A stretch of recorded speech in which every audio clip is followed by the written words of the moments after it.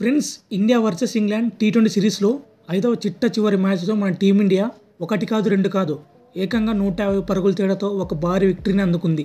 మన టీమిండియా వాళ్ళు 247 పరుగులు చేస్తే ఇక సెకండ్ బ్యాటింగ్ దిగిన ఇంగ్లాండ్ టీం కేవలం 97 పరుగులు కొట్టి 10.3 ఓవర్లోనే ఆల్అౌట్ అయిపోయింది. మెయిన్లీ మన టీమిండియా బ్యాట్స్మెన్ అభిషేక్ శర్మ నుంచి ఫినామినల్ నాకైతే వచ్చింది. ఎలాంటి బౌలర్ని కూడా వదలలేదు. పేస్ అలాగే స్పిన్ బౌలర్ని దొరికిన బాల్ని దొరికినట్లే పిచ్చ కొట్లు కొట్టాడు. ఇంగ్లాండ్ అపోనెంట్ టీంని జీవితాంతం భయపడేలా గుర్తుండిపోయేలా ఆడాడు. మైండ్ బ్లోయింగ్ ఫినామినల్ ఇన్నింగ్స్ అయితే ఆడాడు. కేవలం 54 బంతుల్లోనే 135 పరుగులు చేసి టీ20 ఫార్మాట్లో ఎన్నో రికార్డులను బద్దలు కొట్టాడు. మెయిన్లీ ఈ వాంకడే స్టేడియంలో పిచ్ బ్యాటింగ్ ఫ్రెండ్లీ వికెట్ కావడంతో ఇంగ్లాండ్ బౌలర్ని ఉత్తిక్కారేశాడు. ఈ మ్యాచ్లో అభిషేక్ శర్మ బ్యాటింగ్ చూసిన వాళ్ళందరికీ చాలా అంటే చాలా థ్రిల్లింగ్ అనిపించింది. యువరాజ్ సింగ్ ఇన్స్పిరేషన్తో వచ్చిన యంగ్స్టర్ ఇంగ్లాండ్ బౌలర్కి నిద్ర లేకుండా చేశాడు.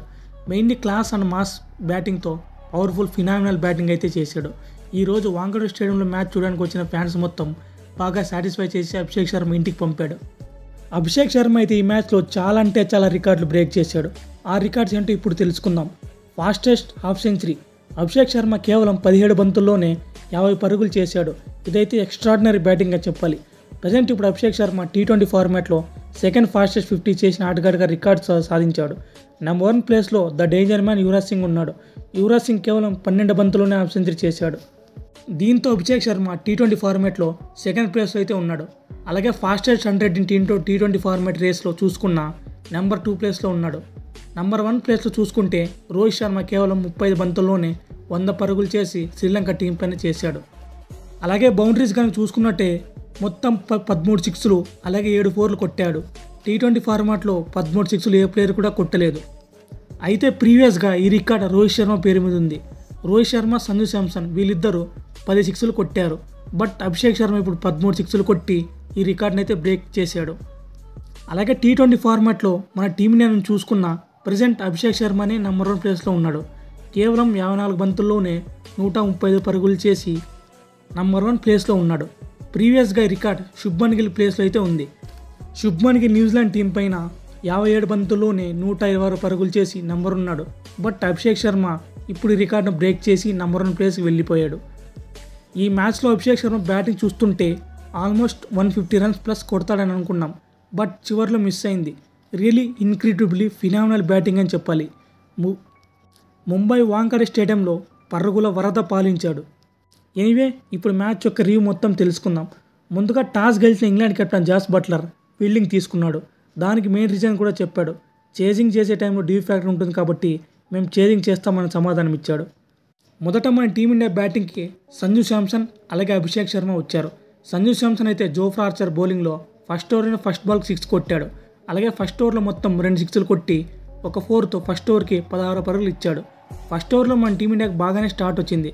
బట్ సెకండ్ ఓవర్లో మార్కుడ్ బౌలింగ్లో ఫుల్ షాట్ కొట్టడంతో లాంగ్ ఆఫ్లో సంజు శాంసన్ క్యాచ్ అవుట్ అయిపోయాడు.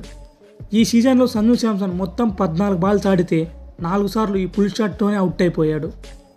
ఇక అభిషేక్ శర్మ 3వ ఓవర్లో మొదలు పెడితే అటు 18వ ఓవర్ వరకు ఉండి ఇంగ్లాండ్ బౌలర్స్కి చుక్కలు చూపించాడు. ముఖ్యంగా జోఫ్రా ఆర్చర్ అలాగే జేమీ ఓర్టన్ బౌలింగ్లో 3 సిక్స్లు కొట్టి బౌలర్ను చాలా ప్రెజర్లో పెట్టాడు. ఇక పవర్ ప్లేలో చూసుకున్నట్లే మన టీమిండియా 95 పరుగులు చేసింది. ఇదైతే మన టీమిండియా రన్ రేట్ స్కోర్ను పెంచడంతో అరౌండ్ 200+ రన్ స్కోర్ అయ్యేలా చేసింది. ఇక మిడిల్ ఓవర్లో అభిషేక్ శర్మను అవుట్ చేయడానికి ఆదిల్ రషీద్ను అటాక్లోకి తీసుకొచ్చారు. బట్ అభిషేక్ శర్మ ఆదిల్ రషీద్ కూడా 2 సిక్స్లు ఒక బౌండరీతో గ్రాండ్ వెల్కమ్ చెప్పాడు. ఇక మిడిల్ ఓవర్స్లో కూడా అభిషేక్ శర్మ చాలా క్రూషియల్ నాకైతే ఆడాడు. ఇక తిలక్ వర్మ చూసుకున్న ప్రెజర్ను ఫీల్ అవ్వకుండా అభిషేక్ శర్మ బ్యాటింగ్ను ఎంజాయ్ చేస్తూ పార్ట్నర్షిప్ రన్స్ అయితే స్కోర్ చేశాడు. ముఖ్యంగా 5వ ఓవర్లో జేమీ ఓర్టన్ బౌలింగ్లో ఏకంగా 25 పరుగులు అయితే వచ్చాయి. తిలక్ వర్మ అలాగే అభిషేక్ శర్మ 8 ఓవర్లకు బాగా సెట్ అయ్యి ఆ తర్వాత తిలక్ వర్మ అవుట్ అయిపోయాడు. ఆ తర్వాత వచ్చిన సూర్యకుమార్ యాదవ్ పెద్దగా చెప్పుకోదగ్గ పర్ఫార్మెన్స్ అయితే ఇవ్వలేకపోయాడు. ఆ తర్వాత వచ్చిన శుభం డూబే కేవలం 13 బంతుల్లోనే 30 పరుగులు చేసి మంచి రన్స్ అయితే ఇచ్చాడు.